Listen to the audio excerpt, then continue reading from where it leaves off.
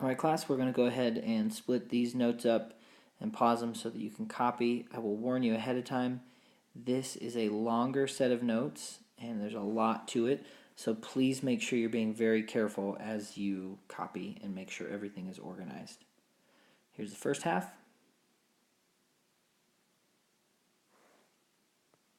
And here is the second half. Please pay no mind to my fork down here. It's just what I used to hold the paper down when I took the picture. Yeah, doesn't need to be there. Okay, so let's take a look at our lesson today. Lesson 4, like the last few lessons, again, we're going to be talking about dividing, but now we'll be dividing fractions by fractions with different denominators. If you recall, last lesson had the same denominators. Now we're going to be working with different denominators. So the question we will seek to answer is, how do I divide fractions with different denominators? And like a few lessons back, if you remember, we have two different tasks, or two different ways that we can answer this question, and each task is split up into a few steps. So first off, we have partitive division, which you may recognize from before, and area division, which you may also recognize from before. Okay, so what we'll do is we'll go ahead and take a look at the partitive division first, and then move on to the area division method. So, step 1 for partitive division is we convert the fractions. So the example we're looking at is 2/3 divided by 1/4. What we want to do is we want to convert the fractions so that the denominators match. And we'll do this the exact same way that we did adding and subtracting fractions. We always had to find a common denominator, otherwise it wouldn't work. So let's come in here and take a look. We've got 2/3, which is different denominator than 1/4. You got 3 and 4. So in order to get those to be the same, you multiply it by the opposite numbers denominator. So if you're looking at 2/3, the opposite fraction of the denominator is 4. So let's multiply by 4 over 4. 2 times 4 is 8. 3 times 4 is 12. And if you're looking at 1/4, the other fraction of the denominator is 3. So we multiply by 3 over 3. 1 times 3 equals 3. 4 times 3 equals 12. And voila, you see here that the denominators match. We have 12 and 12. Okay, once we have converted those fractions into matching denominators, step number 2 is we model and label the first fraction. Model and label the first fraction. This might start to look familiar because now the denominators match. So the steps will look a lot like the previous lessons. So we're going to model 8/12. That is our new fraction. We're going to model that and label it. So you can see we've done that here. Went through, split this whole thing up into 12 sections. All the way through. I'm going to get rid of that because now it looks ugly, but I just wanted to show you that's how we did it. Okay. So, and again, very important to label. So we've got 0/12, 1/12, 2/12, 3/12, 4/12, and so on all the way down to 12/12. We've done that. We've modeled and labeled the first fraction. Step number 3. Come down here. Step number 3, just like in the last lesson, is we count how many groups of the second fraction are in the shaded portion. And if you remember, our second fraction was 3/12.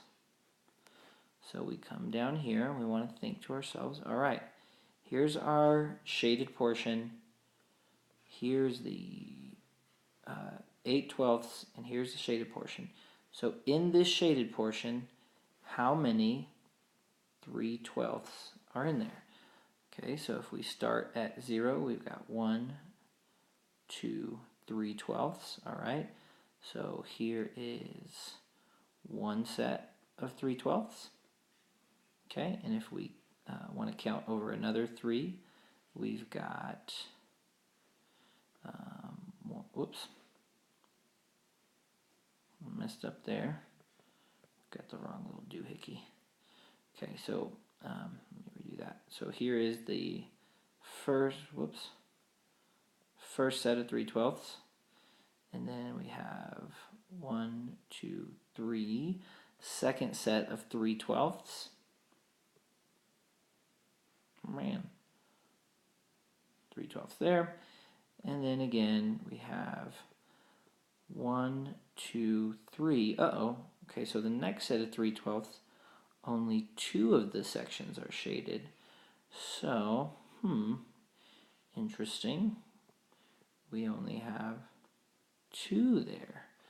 So this is going to be 1 whole 3/12, a second 3/12, and then here we only have 2/3 of 3/12. So we have 1 plus 1 plus 2/3, and that will give us 2 and 2/3. So our answer, 2/3 divided by 1/4, that was our question, and our final answer is 2 and 2/3. Alrighty, now let's come on over here to the area division side. I like this model a lot when it comes to solving these problems. So let's take a look at the area division. We're going to use the same example. 2/3 divided by 1/4. Step 1, I know there's a lot of writing here, but I think once you master it, it'll be a lot of fun. Step 1, you're going to create 2 identical area models. I like to call them buildings. 1 for each fraction. Use the first denominator horizontally, I like to call those floors, and the second denominator vertically, I like to call those rooms, before shading. And now I know you're thinking, Mr. Fields, that is crazy. I have no idea what you're talking about. I don't understand. So I'm going to go ahead and show you what it'll look like down here, and then I'll come off to the side and show you what I mean with all that stuff written in purple. So here is my first building, building number 1. Here is my second building, or building number 2. And if you remember, this first one represents 2/3, which is the first fraction, and this represents 1/4, which is the second fraction. So I'm going to come out here to the side, and I'm going to try and draw these live so that you know like where I'm coming up with this, and you're not just thinking, Mr. Fields, I don't know how to get those boxes. Okay, so the first fraction we see is 2/3, and the task says create 2 identical area models, buildings. So here's a building, and here's a building, and these are going to be split up identically. When we go to split it up, we start looking here. Use the first denominator horizontally. So what we're going to do is we're going to split these 2 buildings up horizontally to create the floors of the building. So our first denominator is 3. So we're going to come in here to our buildings, and we're going to split it up into 3 sections. You see 3 sections there. You've got 1, 2, 3. Same thing, we're going to draw horizontal lines to split these up into floors. We've got 1, 2, 3 floors. So we've done that. We've taken our first denominator and split it up horizontally. Now what we're going to do is we're going to take our second denominator, like it says here, take the second denominator and vertically split it into rooms. Alright, so our second denominator is 4, which means we need to now split these models up into 4 going up and down. So that's 1, 2, 3, which gives you 4 sections. 1, 2, 3, 4 sets of rooms. So same thing here. 1, 2, 3. We split them up into 1, 2, 3, 4 sets of rooms. So now if you remember, this first building is our first fraction, which is 2/3. Second building is the second fraction, which is 1/4. So now we can come in through here and we can start shading them. So 2/3 of this building is going to be 1, 2/3. And 2/3 of this other building is going to be just along here. Okay? So that's how we find how to draw those buildings. Let's come back over here to our tasks. Take a look at step number 2. Step number 2 says to count up the amount of shaded boxes in the first model, or the first building, which is this one. If you remember, this is building number 1. This will be your numerator. So if you count up the amount of shaded boxes in the first building, that's going to be the numerator of your answer. Okay? Then count up the number of shaded boxes in your second model or building. This will be the denominator in your answer. So I've redrawn everything down here so you can see all of step number 2 by itself. Okay, so count up the shaded boxes in the first building. We've done that here. We've counted them up. We've got 1, 2, 3. Well, I'll use my pointer finger. 1, 2, 3, 4, 5, 6, 7, 8. So if you notice here, the first box I've written is numerator. So this will be your numerator. 8 boxes. 1, 2, 3, 4, 5, 6, 7, 8. Okay. And the second building I've written in here is going to give you your denominator. So how many boxes are shaded here in the second box? We've got 1, 2, and 3, which means our denominator is going to be 3 boxes. So we will take our, actually let me delete this, it's kind of in the way.